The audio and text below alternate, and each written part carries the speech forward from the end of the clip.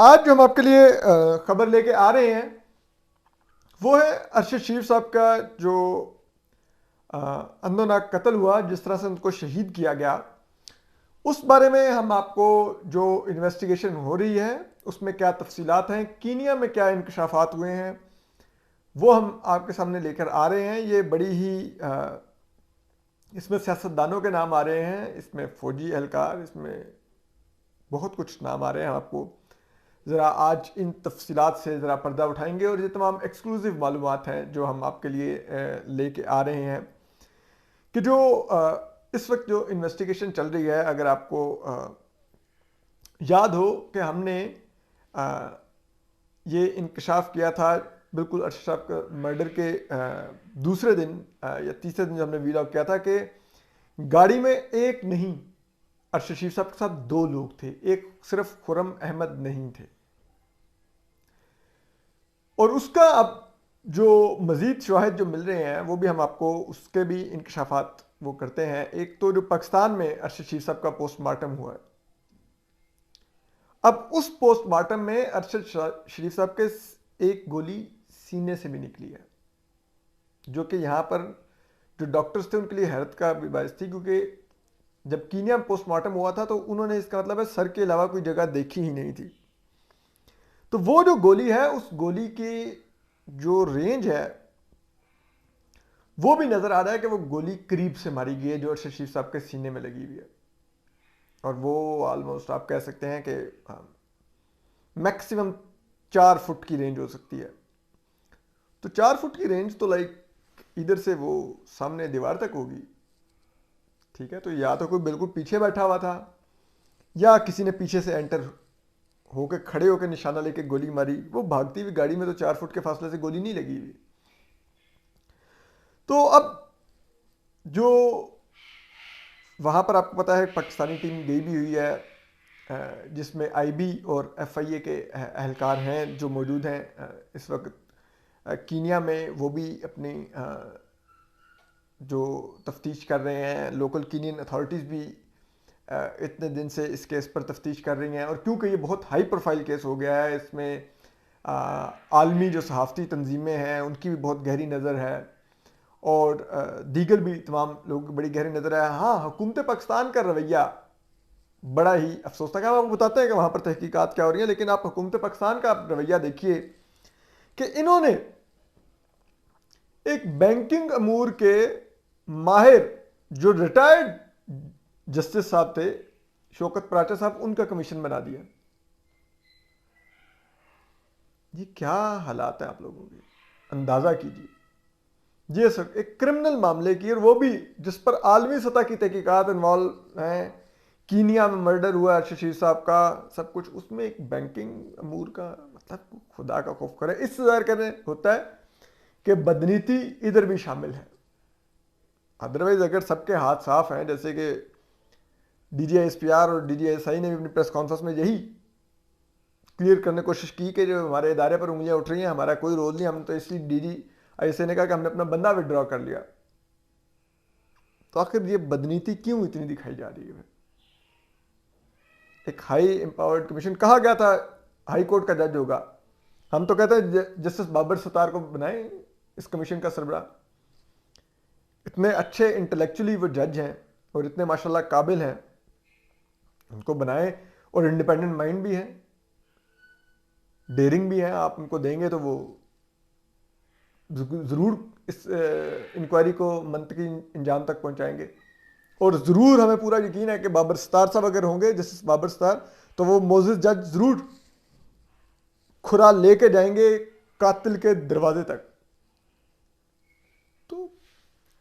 तो अब चीज़ ये है कि अब जो वहाँ पर जो तहकीकात हो रही हैं उसमें उनका दायरा 3 मुल्कों तक फैल गया फिलहाल। एक तो अभी तक की जो तहकीकात हैं उनसे एक बात तो इस्टेब्लिश हो रही है कि अरशद शरीफ साहब मिस्टेकन आइडेंटिटी का केस नहीं है, कि गलतफहमी की बुनियाद पर किसी और गाड़ी की चोरी की इतला थी, उसके लिए नाकाबंदी थी, अरशद शरीफ साहब की गाड़ी गुजर रही थी, गोलियां मार दी गई, उसमें किसी को कुछ ना सिवाय बेचारे अरशद शरीफ साहब के, उनको ही, उनकी ही जान जानी थी।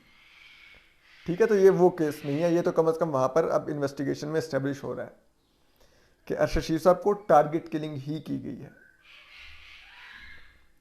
अब टारगेट किलिंग की गई है तो अब आप खुद अंदाजा लगा सकते हैं, क्योंकि देखिए ना, गाड़ी जो चोरी हुई वो KDJ 200M है। अरशद शीर साहब जिसमें जा रहे हैं वो KDG 700M है। आप नंबर का फर्क देखें, ठीक है।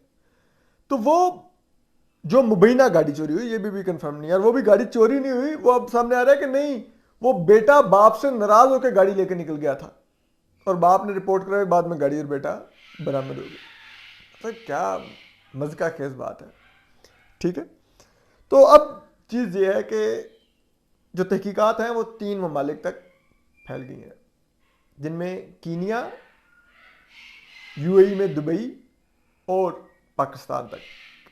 और ये अभी इनिशियल है, और ये मालूमात और ये जो अभी तक जो तहकीकात का दायरा फैलाने की बात की गई है, वो अभी तक सिर्फ जो इनिशियल जो मुआयना हुआ है वो अरशद शीर साहब के मोबाइल का और अरशद शीर साहब के लैपटॉप का जो है। यहाँ पे वैसे तो फैसल वाडा साहब कह रहे थे कि जी लैपटॉप और मोबाइल नहीं मिलेगा, लेकिन नहीं, ज़रा ये बता रहे हैं कि अरशद शीर साहब का लैपटॉप और मोबाइल कीनियन हुक्काम के पास है, उसका इनिशियल एग्जामिनेशन भी किया गया है, और उसकी बुनियाद पर इन 3 ममालिक में लोगों तक तफ्तीश का दायरा कार बढ़ाया गया है। अभी मतलब उस तरह से इन लोगों को बुलाया नहीं गया, लेकिन रिकमेंड किया गया है कि ये लोग हो सकते हैं, और वो जो नंबर है जिन जिन लोगों की बात की गई है वो 22 लोग हैं, और ये अभी तक का फिगर है, क्योंकि जब इन 22 लोगों से तहकीकात होंगी, अरशद शीर साहब के मोबाइल का और लैपटॉप का डिटेल फोरेंसिक एग्जामिनेशन होगा, तो फिर इन 22 के अलावा भी फिर लोग इसकी लपेट में आएंगे। और उसमें बताया जा रहा है कि जो ये 22 लोग हैं, इनमें से जो 9 लोग हैं वो कीनिया में हैं, 8 लोग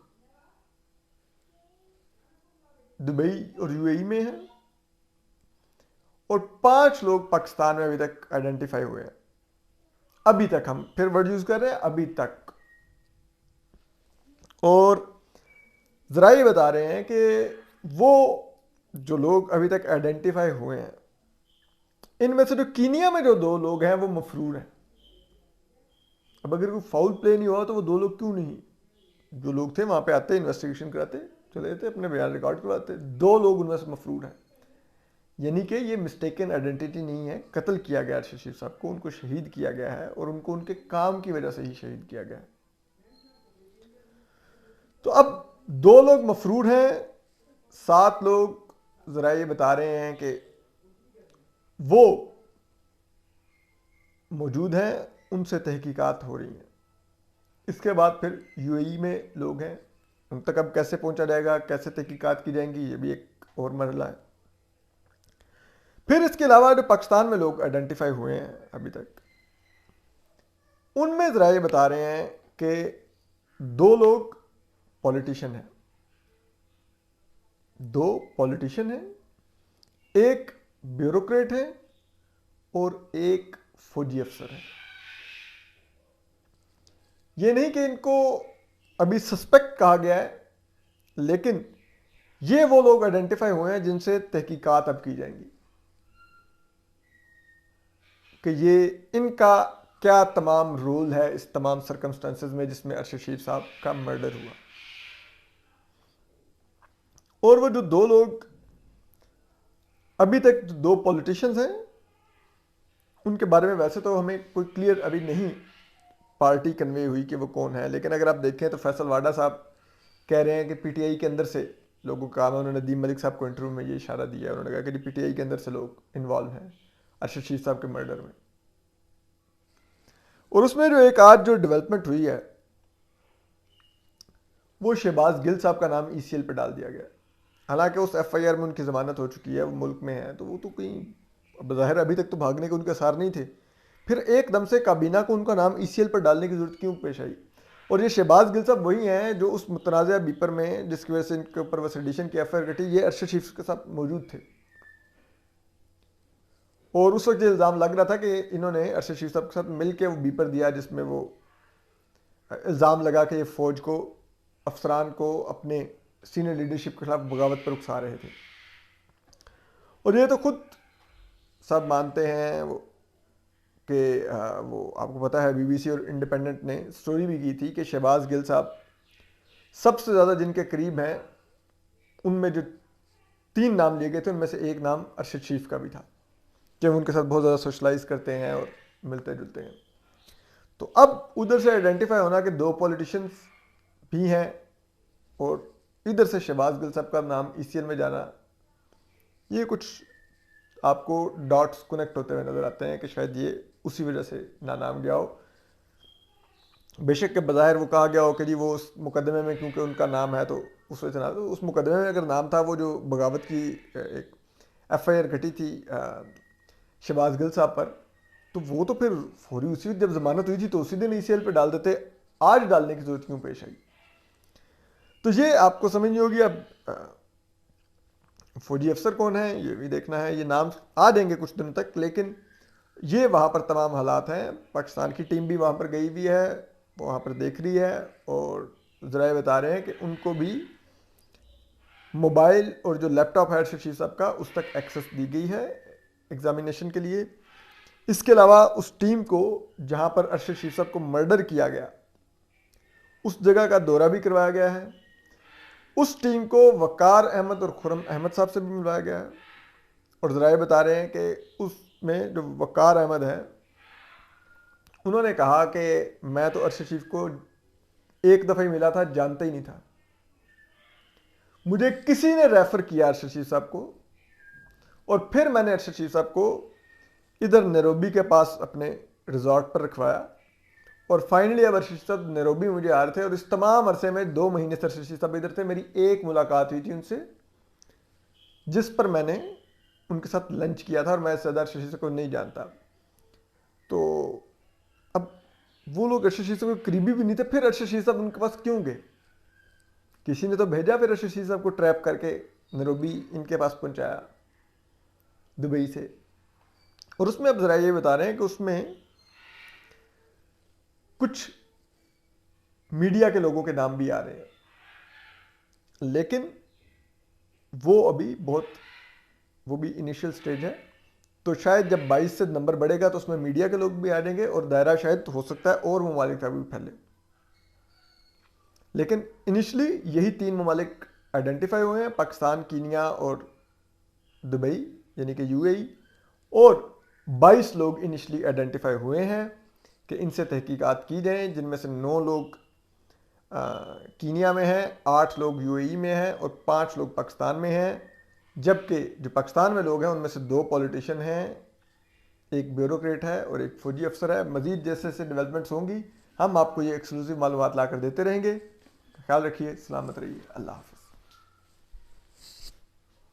YouTube पर गूगली न्यूज देखने के लिए youtube.com की सर्च बार में गूगली न्यूज टीवी टाइप करें। गूगली न्यूज के पेज पर सुर्ख रंग के सब्सक्रिप्शन वाले बटन पर क्लिक करना ना भूलिए। YouTube पेज पर अपलोड होने वाली वीडियोस से बाखबर रहने के लिए बेल आइकन पर क्लिक कीजिए। आपको हर नई वीडियो के बारे में नोटिफिकेशन मौसूल हो जाएगा।